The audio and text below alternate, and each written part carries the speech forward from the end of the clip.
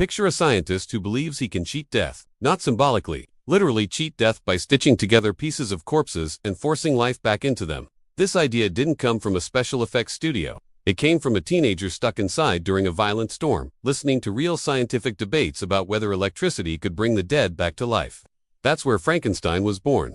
And the truth behind it is far stranger than the monster Hollywood gave us. People usually imagine Frankenstein's creature as a slow, groaning figure with bolts in its neck. Easy to dismiss, easy to laugh at. But the idea Mary Shelley created is rooted in real experiments that took place in Europe. Experiments so disturbing that newspapers refused to print full details and spectators fainted during demonstrations. Once you hear those parts, the story stops feeling like fantasy and starts feeling like a warning we still haven't taken seriously. Mary Shelley was only 18 when she came up with the idea. She wasn't trying to write a masterpiece. She was simply trapped in a villa in Switzerland with her husband, Percy Shelley, Lord Byron, and a few friends. The summer of 1816 was freezing and stormy because of a volcanic eruption that darkened skies around the world. They couldn't go outside, so they decided to entertain themselves with ghost stories.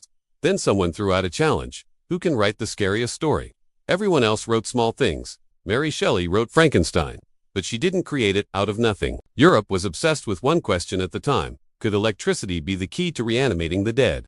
That question came from a scientist named Luigi Galvani. He discovered that when he passed electric current through dead frogs, their legs jerked as if they were alive. It looked like resurrection. People panicked. Clergy members called it unnatural. Scientists called it genius. And a few went much further than they probably should have. The most extreme one was Giovanni Aldini, Galvani's nephew. He didn't want to shock frogs. He wanted to test electricity on human corpses. So he convinced authorities to let him experiment on freshly executed criminals. In one famous demonstration, he connected wires to the corpse of a man who'd just been hanged. When he turned on the electricity, the corpse's jaw moved. The eyes opened. The limbs jerked so violently that the crowd thought the man was coming back to life. People screamed. Some ran out. Newspapers described it as the appearance of animation. Mary Shelley heard these stories. She heard debates about whether a soul needs a body or whether electricity could force life into dead flesh. She heard scientists arguing about the boundary between life and death. And she asked the same question they were asking. What would happen if someone tried to push that boundary too far? That question became Victor Frankenstein. Victor isn't a villain in the story. He's a young scientist trying to conquer death.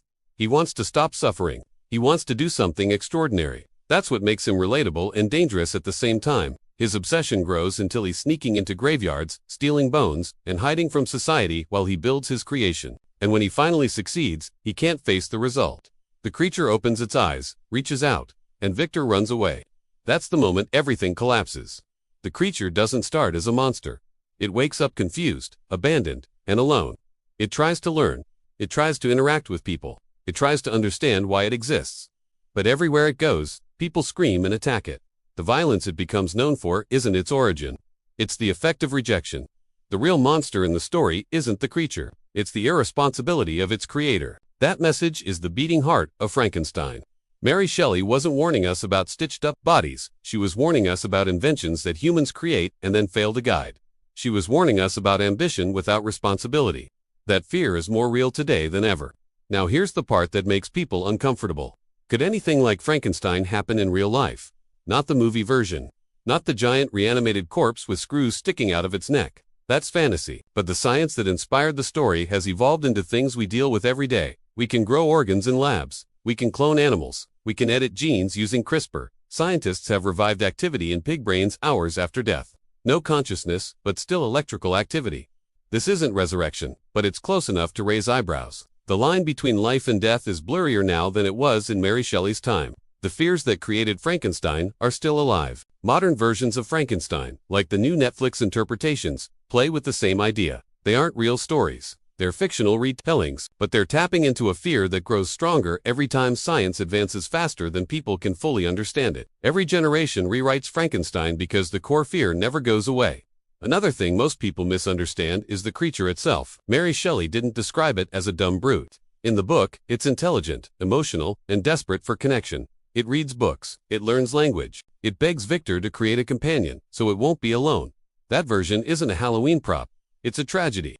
Hollywood erased the intelligence because they wanted a simple monster. But the original creature is more unsettling because it forces you to face uncomfortable questions. If something you created became dangerous, is it your fault or its nature?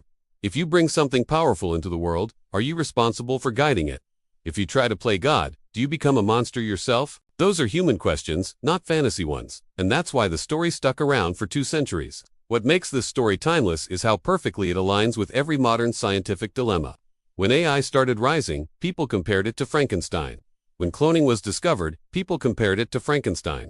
When scientists started talking about lab-grown embryos, the same comparison showed up again. It's not about dead bodies, it's about the fear of creating something we can't control. Let's be brutally honest. No one is going to stitch together body parts and create a walking giant. That's biologically impossible. Muscles don't work that way. Nerves don't reconnect that fast. Consciousness doesn't reboot like a smartphone. But the real danger isn't resurrection, it's creation without accountability. That's the warning Mary Shelley wanted to leave behind. There's another piece worth adding here because it brings the story full circle.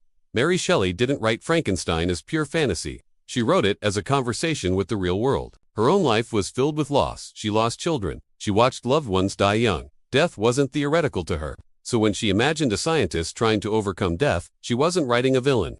She was writing someone who wanted the same thing she wanted, but she also understood the cost of trying to bend nature to your will.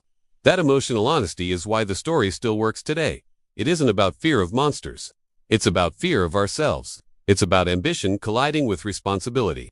It's about curiosity turning into obsession. And it's about the danger of creating something powerful without thinking about how to guide it. So is Frankenstein real? The creature isn't real. The bolts and stitches aren't real.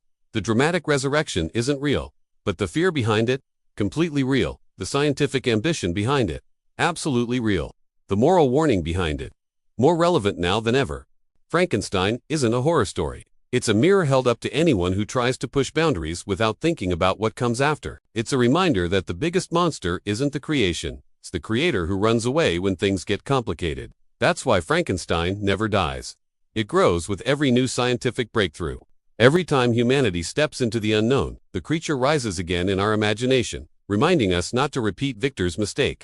Frankenstein is the story of what happens when humans try to control life without understanding life. It's the story of a man who wanted to conquer death and ended up creating something that reflected all his flaws back at him. That reflection is why the story still hits today. It forces us to ask what we're creating right now, and whether we're ready to face it when it opens its eyes.